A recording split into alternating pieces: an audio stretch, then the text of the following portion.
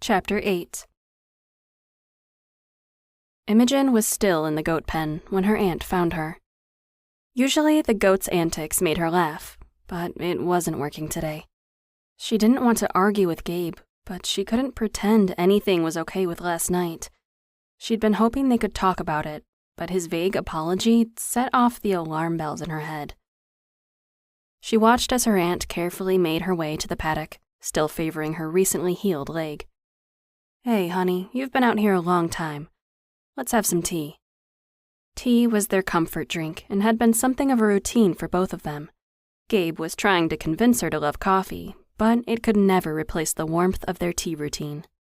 Imogen knew she was going to have a heart-to-heart with the wise older woman. It would be good, she decided, to get her worries about the distance between Gabe and herself off her chest and get some perspective. Her aunt was the quintessential mountain woman, dressed practically in long johns covered by a plaid, flannel shirt, and overalls. Her boots were beat up but gave her sturdy traction on the slippery, uneven ground. She somehow made practical look pleasing at the same time, and Imogen grinned for the first time that day. "You know I'd never turn down hot tea," Imogen said, forcing a laugh. She'd done her best to hide away with physical labor, but nothing got past her aunt. She piled the shovel into the Polaris and drove out of the gate, which Joe opened in preparation. Once the vehicle was parked in the shed, Imogen met her aunt on the porch, who was already on the rocking chair sipping her tea. The two women sat silently, drinking and rocking. Joe could see that her niece was struggling with something. Sometimes it was best to just rip off the Band-Aid. "Did you and Gabe have a fight?" Imogen took a sip of her drink, enjoying the way it warmed her hands and her insides simultaneously. She'd come to enjoy her small rituals with Joe, and she needed to talk. "Not exactly," Imogen hedged. After all, it was true. At least with a fight they could hash it out and enjoy making up. This felt far more divisive. She told her everything that had happened the night before, leaving nothing out. Joe listened intently. It was one of her greatest gifts to make people feel she was completely invested. For Joe's sake, she could imagine exactly what happened. Gabe was incredibly protective of those he cared about. No doubt he overreacted in the situation, but despite his good intentions, his lack of empathy toward Imogen once the excitement was over was a mistake on his part. She'd known him since he'd returned from overseas, so she wasn't as surprised as her niece was.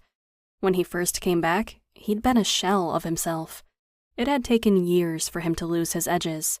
When her niece had arrived, it seemed to be just what he'd needed to return fully to life. Joe hadn't seen him laugh so much in all the years she'd known him. But Imogen couldn't know that. How could she? It must be shocking to see him change right in front of her. "That's mighty scary, Imogen. Of course you would be upset. Do you want a listening ear or some advice?" Imogen loved when her aunt asked her that question. Not only did it make her ask herself what she really wanted, but it ensured that Joe's responses were appropriate. "Advice, I guess. You've known him a long time. You're closer to him than almost anyone except Harper." "Well, no, I don't think that's true. He does keep a close circle, but while he and I have a friendship, we don't confide in each other." "I'm not sure Gabe confides in anyone," Imogen admitted, putting down her mug. The dregs had solidified into a mess of tea leaves at the bottom, the cold causing it to congeal quicker than she could drink it. "Maybe not. It's not good for him to bottle things up, but he's seen a lot of grief in his life. Things no one should ever see. It marks a person, I guess." Imogen nodded thoughtfully, wrapping her arms around herself. He had been through more than any one person should, between being on active duty in Afghanistan, losing his parents tragically, and, of course, the losses he saw every day in his work as a veterinarian. Gabe didn't have to bear the weight of it alone, though. Not anymore. "I was scared," Imogen admitted openly. "I didn't know what to do, and I've never been that close to a gun, much less had one pulled on me." "He did tell you to stay in the car, Imogen." Joe was right, as much as it galled her to admit it. She was at fault for surprising him, but how could she have known? "Yeah, that was my mistake. I was worried that it was a bear and that he would need help." "Because you love him." Joe nudged gently. but he can and has taken care of himself for a long time. It's going to take some adjustments on both your parts to learn to communicate and work together. I feel like I didn't even know him. He was so guarded and cold. It shook me more than the gun. Joe nodded. When I first met Gabe, he'd only recently returned from overseas. He was grieving his parents and trying to start a new life.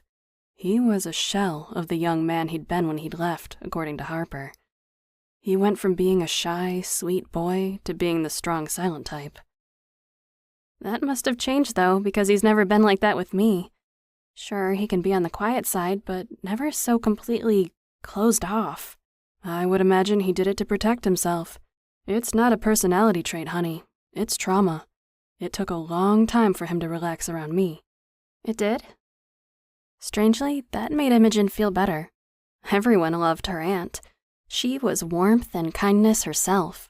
It was impossible not to gravitate toward her. Absolutely. It took a lot of patience, but he slowly opened up over the years. That changed when you came. Really? Imogen was unconvinced. People don't change that quickly, and if they do, it shouldn't be trusted. Yes, really, smarty pants. Joe smiled. For all her niece's confidence with some things, she still didn't feel like anyone could truly love her. She blamed her sister-in-law, Helen, for that. I don't know what happened, but Gabe was immediately taken with you. You broke through that shell of his and pierced him through that big old heart he'd hidden away. She wished it were true. Even now, when Gabe smiled at her and showed his dimples, she felt elated, like she'd accomplished something great. But it hadn't been love at first sight. Attraction, maybe, she couldn't deny that. They were so different in nature that they annoyed the hell out of each other for those first few weeks. She smiled, remembering their banter fondly. Maybe that's why his silence was so hard for her to bear. Imogen sighed, leaning back against the rocking chair and gently banged her head. Why do things have to be so complicated? Joe laughed at that, the sound tinkling, her breath visible in the cold air. That's life, honey. It's complicated and messy. It's wonderful and happy. Nothing stays the same. What if I wanted to stay the same? I like where things were between Gabe and me. I feel like we were finally finding our footing together. Did you really? Joe asked, disbelieving. Seeing him once a week, that's enough for you? Imogen rolled her eyes. Of course it wasn't enough, but she wasn't about to beg for time with someone. She had too much pride for that. Obviously, I'd like to see him more, but it's fine for now. We both have so much going on. You either make each other a priority or you don't, Joe remarked. Yes, but it needs to be equal. I'm used to my independence, and so is he.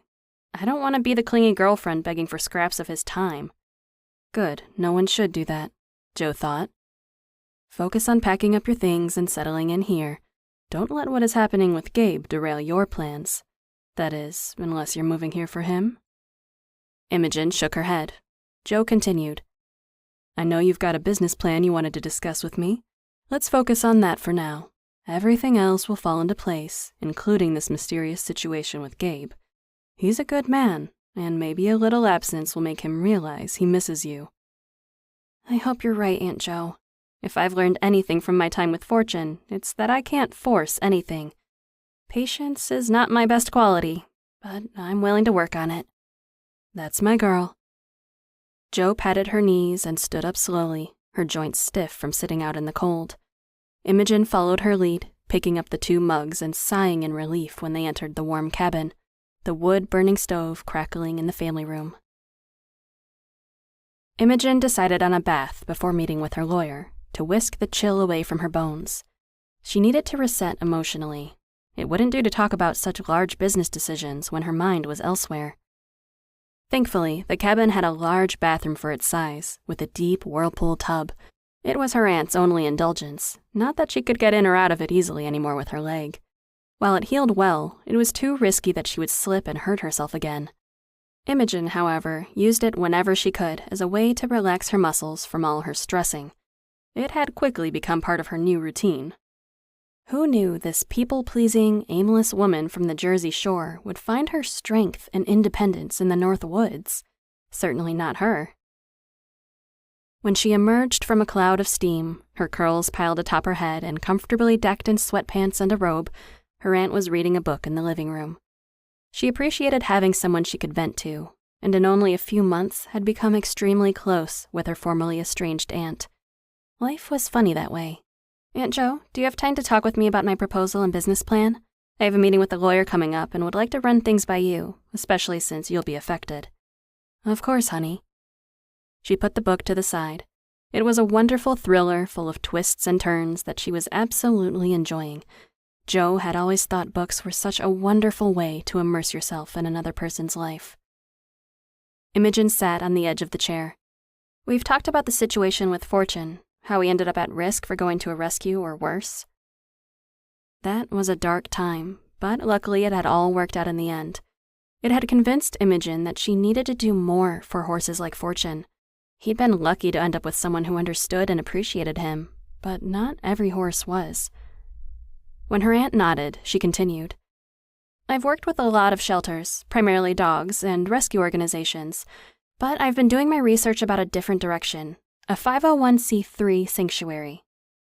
Jo frowned. "What's the difference?" It was a great question. "Well, a rescue takes in animals and tries to rehome them. They have surrenders or animals pulled from shelters, and while they are in their care, they actively look for fosters or adopters." Jo nodded, understanding. "A sanctuary is different. They take in animals and their goal is to give them a safe landing, a place they can call home forever." "Like a retirement home for strays?" Imogen grimaced. "Something like that. I know that there are so many animals that need help. I couldn't have any chance of affecting them all, but I do want to help the ones I can. I'd like to focus on equines, horses, mules, and donkeys." Wow, Jo thought. It was a beautiful dream, but something like that took a toll, emotionally and physically. "How do you expect to do this? Do you have a plan?" Imogen whipped out a thick binder from the side table. "I've been working on this idea for weeks," she said. "That's part of the reason I haven't gone home yet to pack up my things. I wanted to get things in some semblance of order before taking the next steps." "That looks like a lot of research," Jo noted proudly. It was a huge undertaking, but Imogen was stubborn and hardworking. She was interested to see how she'd pull it off. Imogen moved to sit closer to her aunt. "This is what I was thinking." She opened the binder and they discussed everything in detail, so she'd be prepared for what may be the most important legal meeting of her life.